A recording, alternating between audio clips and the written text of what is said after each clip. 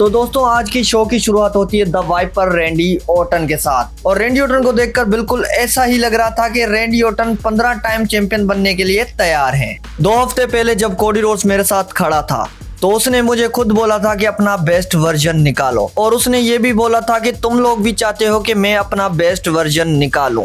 और साथ साथ कोडी रोड्स ने ये भी बोला कि अपनी वॉइसेस को सुनो, जिनको मैंने बहुत टाइम से सुनना बंद कर दिया था। लेकिन फिर मैंने सोचा 15 टाइम वर्ल्ड चैंपियन बनने का और अपनी लेगेसी बनाने का, तो मैंने ये आवाजें सुनना शुरू कर दिया। और अब जो भी होगा उस सब का जिम्मेदार मैं नहीं होऊंगा। जैसे ही रैंडी ऑर्टन ने ये बोला तभी वहां पे आ जाते हैं मैट कार्डोना, जो बात करने के मूड में बिल्कुल नहीं आए थे।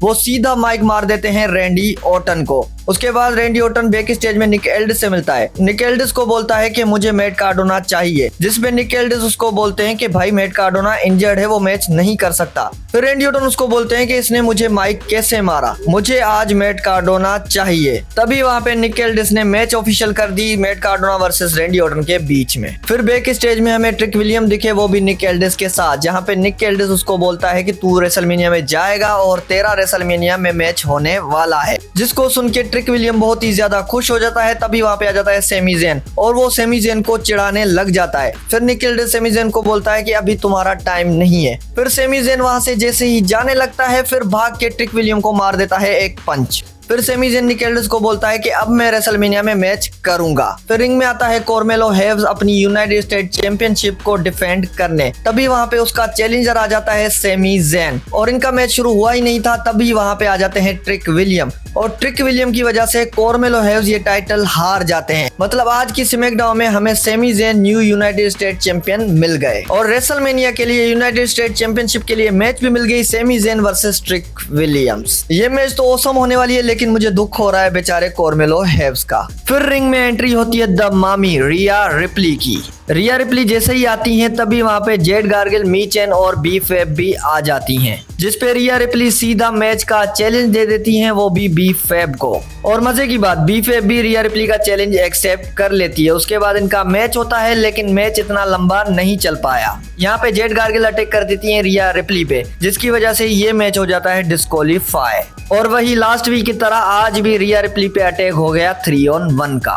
फिर मैच होता है एलेक्सा ब्लिस और शार्लेट फ्लेयर वर्सेस बेला ट्विंस के बीच में, जहां पे लेस लेजेंड और नाया जैक्स की वजह से एलेक्सा ब्लिस और शार्लेट फ्लेयर ये मैच हार जाती हैं। उसके बाद नाया जैक्स और लेस लेजेंड उन पे अटैक करना शुरू करती हैं। तभी वहां पे बेली और लायरा वल्केरिया भी आ जाती है, और मुझे लगता है कि अब वुमेन्स टेक टीम टाइटल्स में थोड़ी वैल्यू बढ़ चुकी है। फिर नेक्स्ट मैच होता है Jelly Roll versus Kit Wilson के बीच में। और जेली रोल के बारे में मैं कुछ जरूर कहना चाहूंगा कि ये एक प्रोफेशनल रेसलर नहीं है। आर्टिस्ट होने के बावजूद भी बंदे ने इतनी मेहनत की है, और इतनी मेहनत के बाद आज की स्मैकडाउन में उसने मैच भी लड़ा। ये देखकर मजा आ गया। फिर टूटी फूटी हालत में बैक स्टेज में दिखे ड्रू मैकिंटायर हमें, जहाँ पे ड्रू मैकिंटायर बोलते हैं कि जेका फाटू ने मुझे मारना चाहा, क्रिमिनल है साला, और अब मैं उसके साथ ऐसा काम करूंगा ना वो रेसलमेनिया में जा पाएगा और ना मैं। फिर वही सेम चीज जेका फाटू बोलते हैं, वो भी रिंग में। जेका फाटू ने बोला ड्रू मैकिंटायर ने मेरा करियर खत्म करने की कोशिश की, लेकिन ऐसा मैं नहीं होने दूंगा। तभी वहां पे ड्रू मैकिंटायर भी आ जाते हैं, और ये दोनों एक दूसरे को धमकियां दे ही रहे थे। तभी वहां पे आ जाता है निक एल्डिस, और निक एल्डिस आकर उनको कहता है कि भाई तुम लोगों ने बहुत तबाही मचा ली,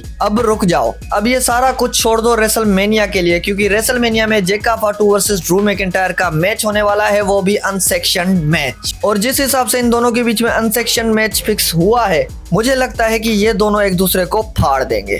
फिर नेक्स्ट मैच होता है non title match Giulia versus Tiffany के बीच में, और यहाँ पे Giulia world champion Tiffany Stratton को हरा चुकी हैं, वो भी कियाना जेम्स की हेल्प से। लेकिन ये बड़ी चीज होती है, और रेसलमेनिया में इनका भी मैच हो सकता है जूलिया वर्सेस टिफनी के बीच में। फिर होता है आज की स्मैकडाउन का main event, Randy Orton versus Matt Cardona के बीच में मैच। इस मैच में रैंडी ऑर्टन का कैरेक्टर बिल्कुल अलग ही लेवल पे लग रहा था, और मैट कार्डोना इंजर्ड थे, तो रैंडी ऑर्टन को ये फायदा बहुत था, जिसकी वजह से रैंडी ऑर्टन ये मैच जीत जाते हैं। उसके बाद रैंडी ऑर्टन पे अटैक करने आ जाते हैं कोडी रोड्स। फिर क्या, कोडी रोड्स और रैंडी ऑर्टन के बीच में वहां पे बसड़ शुरू हो जाती है। वहां पे सारे ऑफिशियल आ जाते हैं उनको रोकने के लिए, और मजे की बात वहां पे जेली रोल भी आ जाता है जो दोनों को रोकने की कोशिश करता है, लेकिन रैंडी ऑर्टन जेली रोल को ही आरकेओ मार देता है। और ये सीन देखकर एक्साइटमेंट और ज्यादा बढ़ गई, क्योंकि जिस तरह से रैंडी ऑर्टन ने अपना खतरनाक कैरेक्टर किया है तो ये मैच धमाका ही होने वाली है। लेकिन एक सवाल मेरा है कि अचानक से सेमी ज़ेन को इस स्टोरी लाइन से आउट कैसे कर दिया। मतलब सेमी ज़ेन पहले कोडी रोड्स की स्टोरी लाइन में था, उसके बाद Sami Zayn United State championship जीतकर अलग हो गया।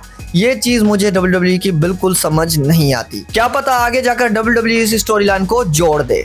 और मेरे हिसाब से आज की स्मैकडाउन बिल्कुल परफेक्ट थी, क्योंकि रेसलमेनिया आ ही रही है और रेसलमेनिया के आने से पहले हमें ऐसा ही कुछ धमाका चाहिए था। आपको कौन सा मूवमेंट अच्छा लगा कमेंट करके मुझे जरूर बताना।